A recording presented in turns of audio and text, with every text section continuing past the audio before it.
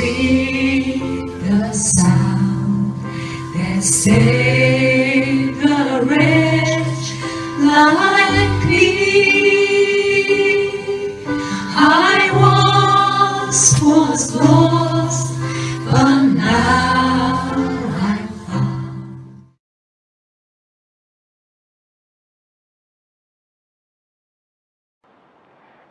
It didn't happen like all at once. It happened one by one. So you know, this is the thing. This is something I want to really say. Many people say, "Oh, Hyung Jin Nim is resentful, and Hyung Jin wants to take the power over, and he's doing this because his reign is delayed, and all that." But really, if Hyung Jin Nim just stay silent and not talking about anything, then he just go along with what mother was doing. He did not have to go through all this ordeal and crying out for breaking the silence and getting all the backlash and getting all the criticism and all the curse from people that you are not a failure son because of you, whatever it is. And the second one that I really want to say is the one who most got scarred by what mother did to them are them, because they are the one who put their entire trust on father and mother. Father and mother. When you say them, who do you mean them? Hyung Jin and Guk Jin Nim. Yeah. They actually put trust on mother too, not only father. Yes, there was a friction between father and mother. There was, not agreement. There was sometimes, such a tense moment, but they could take it. They're adult. They have a husband, wife. I'm sure sometimes I really make my husband mad too. But the thing is, they still put their trust on mother, that mother will make a good decision. And a couple of times, Hyung Jin Nim told Hyung Jin sees everything so closely. So Hyung Jin Nim mentioned Guk Jin Nim that Guk Jin Young, you know what? Maybe we should not put everything under mother's name, because everything was under Mother Mission Foundation, the big Cheonbok Church, the mega church in our church in Seoul, and then Changpyeong Foundation. Many things was under mother's name, because Guk Jin Nim at that time he was the head of the Korean Foundation, Business Foundation. So he actually persuaded other people to put things under mother's name, because father, after Denver, he did not put anything under his name, and then he said that is the right way to do, because he has a spiritual authority. So since father will not take any legal position, Guk Jin Nim put all his trust to mother, and then he not only just it's a word or position, he put $50 million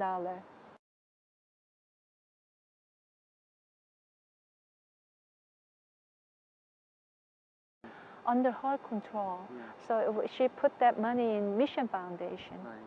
So he put all, so that mother doesn't have to beg around the leaders when father is not there. Right. So Guk Jin Nim, really prepared her way so that she can be a victorious true mother from inside and outside. He was really preparing for that. So when Hyung Jin Nim said that,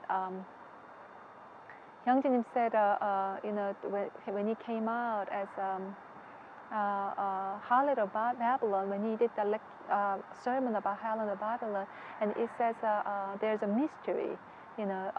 Mystery was her name, or something like she had a mystery on her forehead.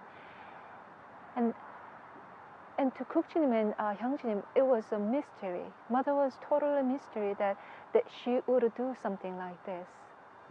And it didn't register them until she really, until father really was hospitalized, and then she wanted to pull the plug until that moment, it did not register them. They were fully there for mother. They, Hyung Jin Nim, he, you know, Kook Jin Nim made an external foundation like that. Hyung Jin Nim was preparing for mother's glorious reign too, because, you know, because mother is true mother, and then he did not. They don't wanna.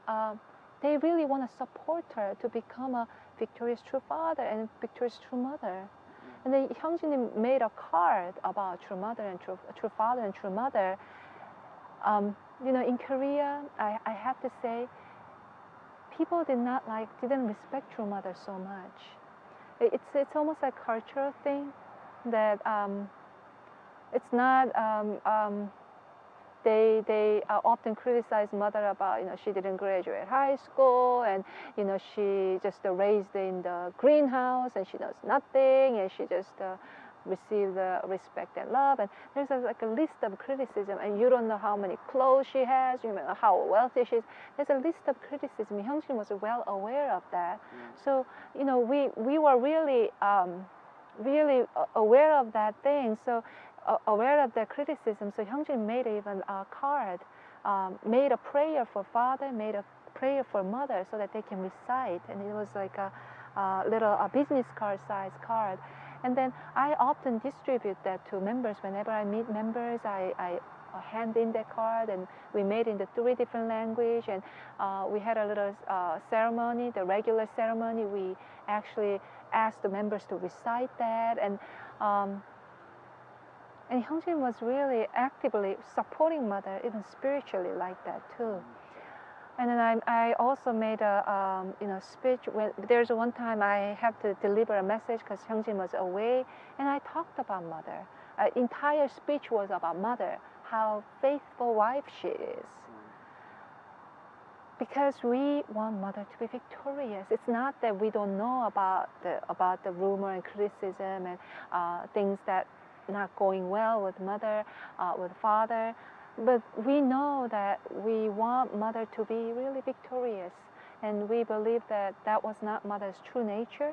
That and that was our really real perspective.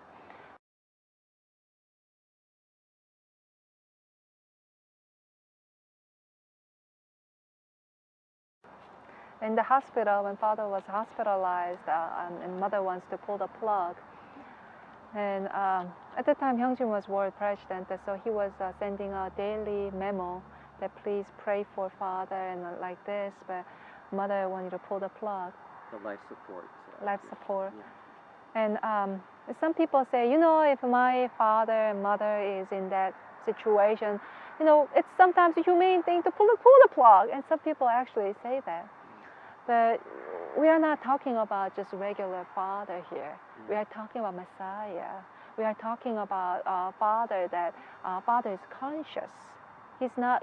Although he had all this life support, he was conscious. He was lucid.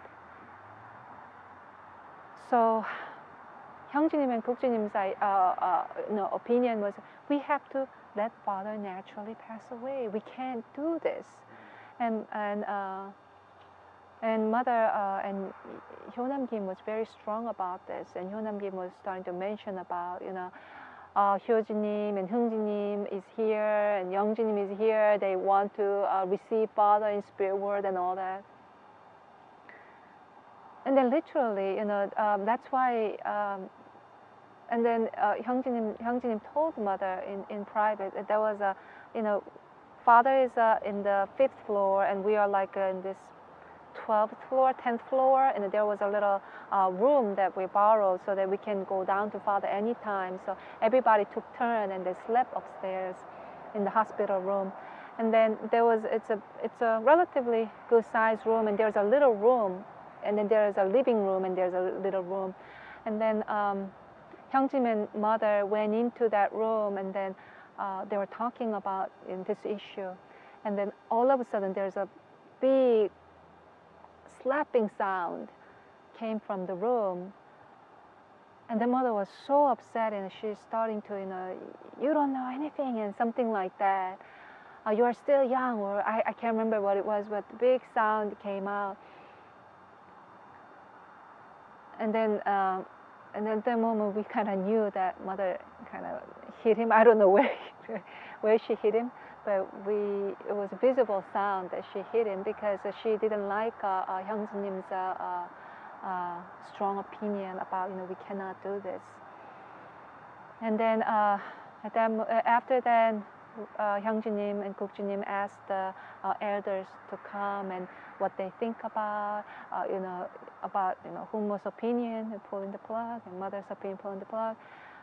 Hyung Jin and Guk Jin suggested let's at least do this method, and let's do some kind of acupuncture for father so that we can extend his life, and But mother was so upset in any suggestion that Hyung Jin and Guk Jin would say. And then father, after he went to Cheongpyeong, his physical body stopped. Yeah.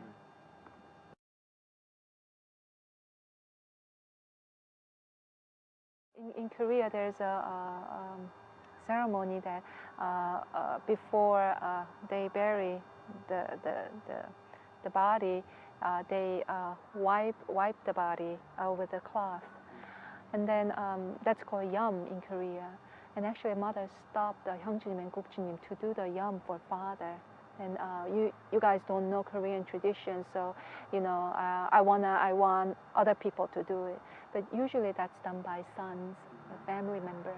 But mother was she was not happy even letting them have that opportunity. And she was upset throughout the whole entire Seonghwa ceremony period. It was 12 days, 13 days. It was a long period of Seonghwa ceremony so that they can receive everybody can say farewell, Father, on earth, earthly realm. We know that Father is in spirit and He's always with us.